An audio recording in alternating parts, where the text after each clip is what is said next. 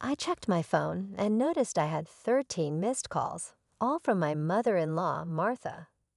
Not again, I thought. While pondering this, my phone vibrated once more. I answered, "Hello." Martha sounded angry. "Excuse me, wasn't the allowance for this month supposed to be $3,000? It's overdue. I told you to send it." She ranted, ignoring my situation and only thinking about what she wanted. I was fed up. Even in this situation, she doesn't think about what she says or does. I had no choice but to go for my last option. I gathered my thoughts and told her, "Your son has passed away, so I can't send an allowance anymore. I'm Jennifer Smith, 32 years old, a busy woman working at a major financial firm and a housewife. I got married about 2 years ago to my beloved husband, Mark, whom I met through our shared hobbies. His kind nature and warm smile drew me in, and we quickly developed feelings for each other. After a year of dating, we got engaged, both convinced we were perfect for each other. We lived together without major quarrels and decided to marry. Everything was smooth until a problem arose. Martha, my mother-in-law. My father-in-law passed away a few years ago, leaving Martha as Mark's only family. The trouble began when I first visited her before our wedding. "Nice to meet you, Martha," I greeted. She clearly showed displeasure. "So you're Mark's fiancée. You're a rather plain girl. I wonder what Mark sees in you, huh?" I couldn't tell if she was joking or serious. Hearing such words from my loved one's mother shocked me. Mark scowled at her. "Hey, Mom, what's with this sudden harsh words? How can you say such things about the person I chose?" "No, Mark, I'm just trying to pick a suitable woman for you." "Pick? I'm the one who chose her. You have no right to interfere," Mark retorted. "Don't say it in such a cold way." "I'm just telling the truth because I care about you," Martha replied. "If you were really thinking of me, you'd simply support us. Why can't you understand such a simple thing?" Mark argued. An argument unfolded between mother and son right before my eyes, making the air heavy. As it was my first meeting with Martha, I wasn't in a position to intervene.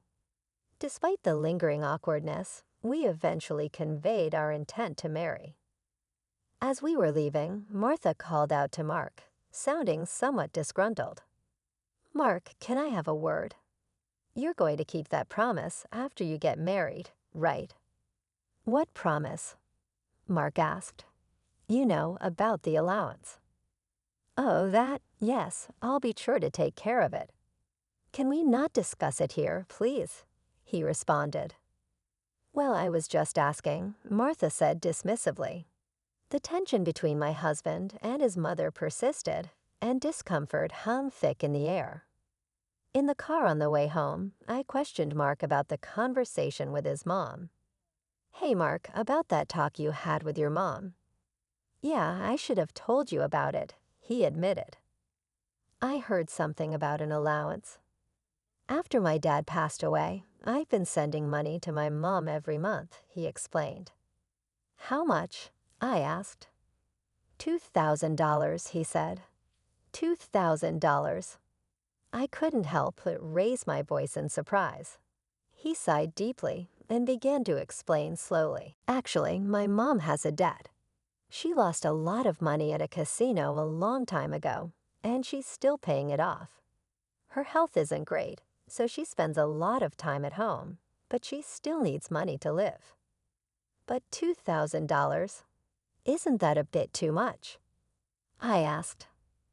"If I try to lower the amount, she keeps calling me over and over. And no matter what, a mother is still a mother.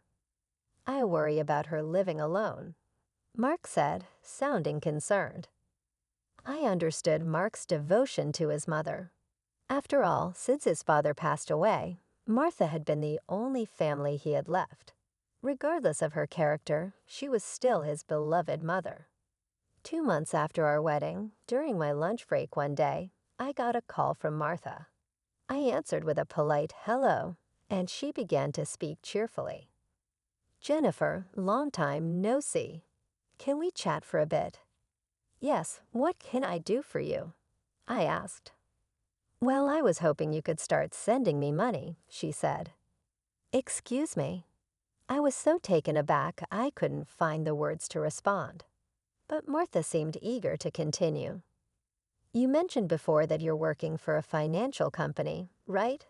That means you have a good salary, doesn't it?" "Well, not exactly," I replied. "You're lying to avoid giving me money," she accused. "That's not what I mean," I responded. "Then what is it?" "But Martha, you're still receiving financial support from Mark, aren't you?" I asked. "So what?" she retorted. "Martha, getting $2,000 in monthly support is a big deal, and yet you're asking for more." "Really, you think so?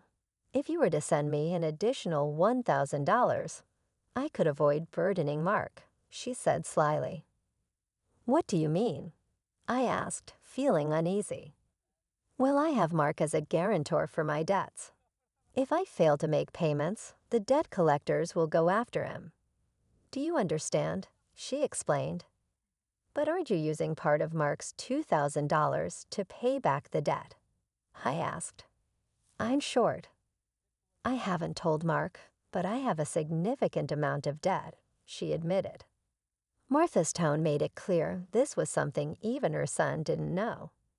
With plans of having children, our expenses were set to increase, and taking over Martha's debt wasn't an easy task.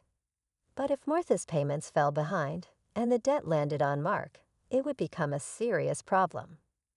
Reluctantly, I agreed to her proposal. "All right, I'll start sending you money," I said. "Really? Good God, Jennifer, I knew you'd say that. The total with Mark's contribution will be $3,000. But this means you can pay off your debt, right?" "Yes, of course. I should be able to pay it all off in about a year," she promised. "You promise, right? You'll make sure to pay off all your debts." "I get it, so I'll be expecting it from this month onwards." Martha ended the call abruptly. The combination of physical exhaustion from work and this emotional burden only added to my stress. $1,000 a month was going to be rough, but it was also to prevent future problems. If Martha couldn't make a living, it would upset Mark as well. That night, I reported the matter to my husband. He told me I didn't have to do this, but I had already given my word to Martha, and it was a decision made for our future well-being.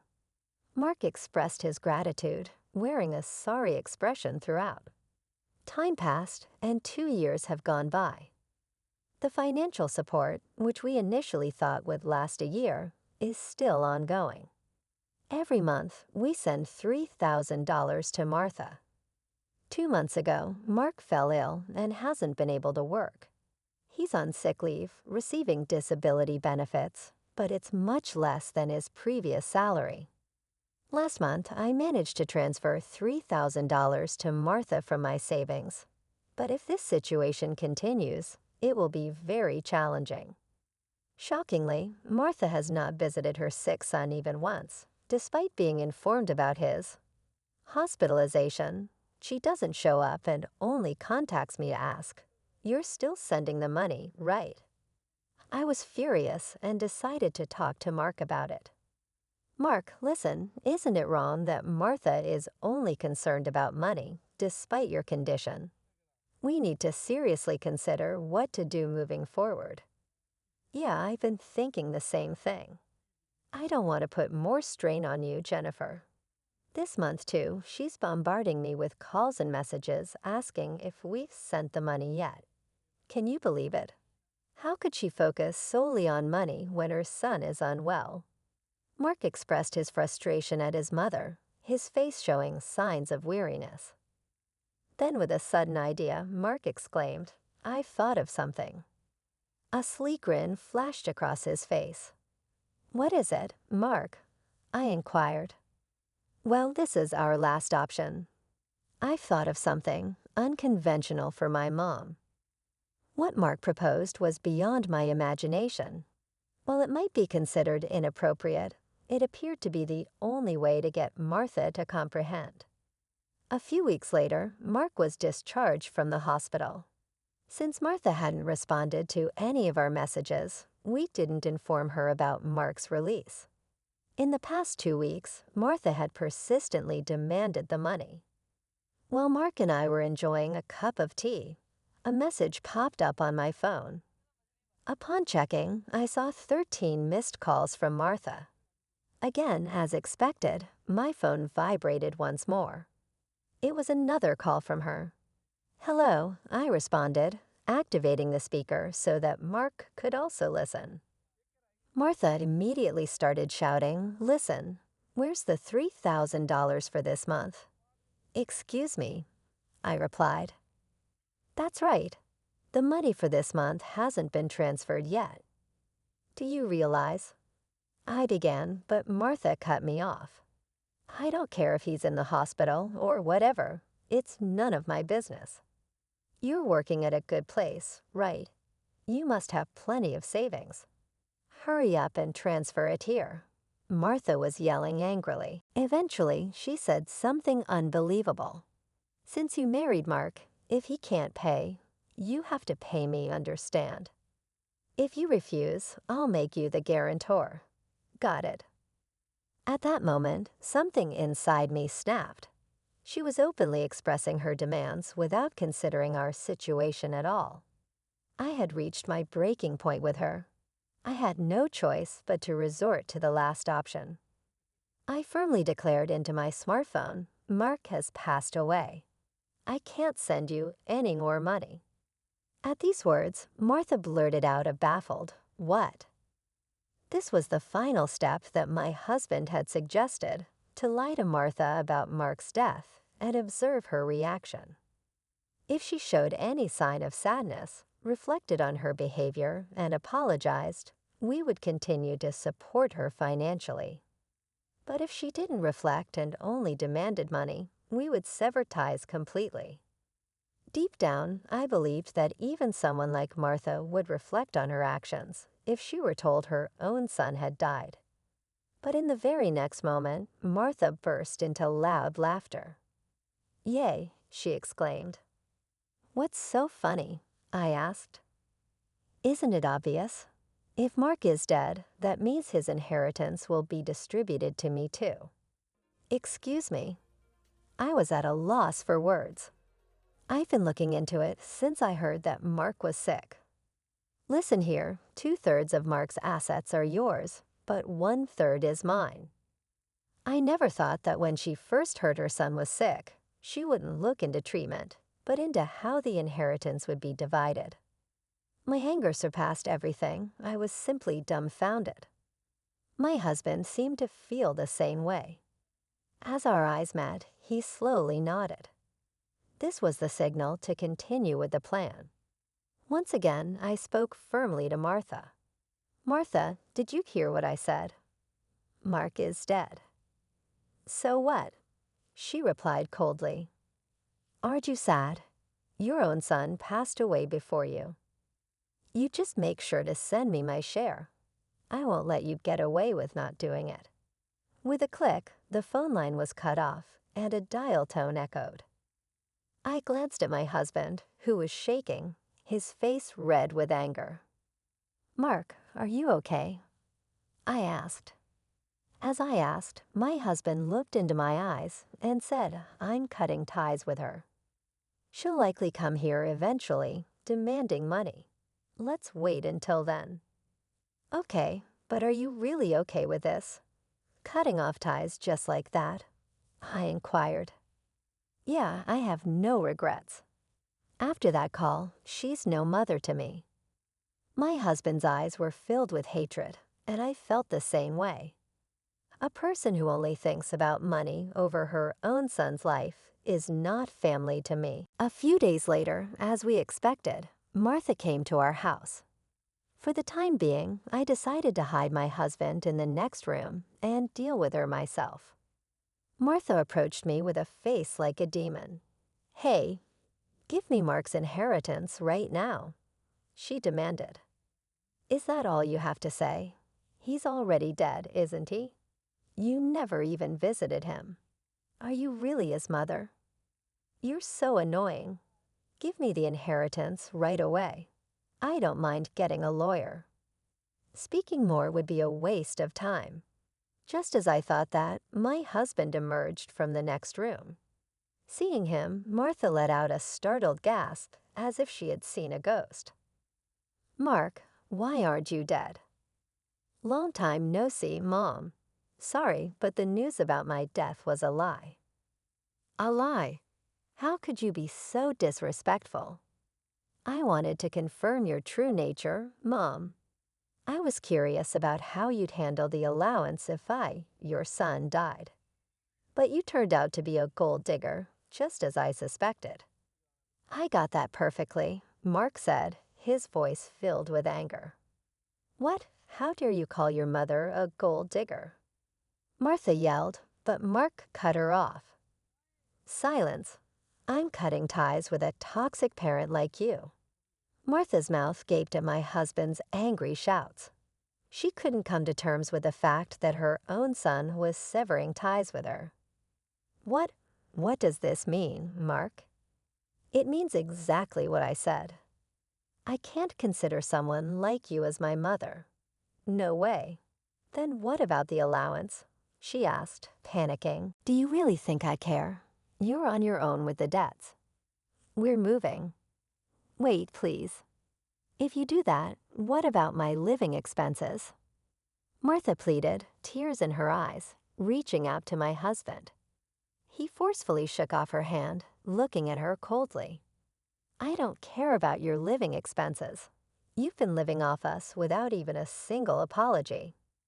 I truly understand your despicable nature now. Don't you ever show up in front of us again."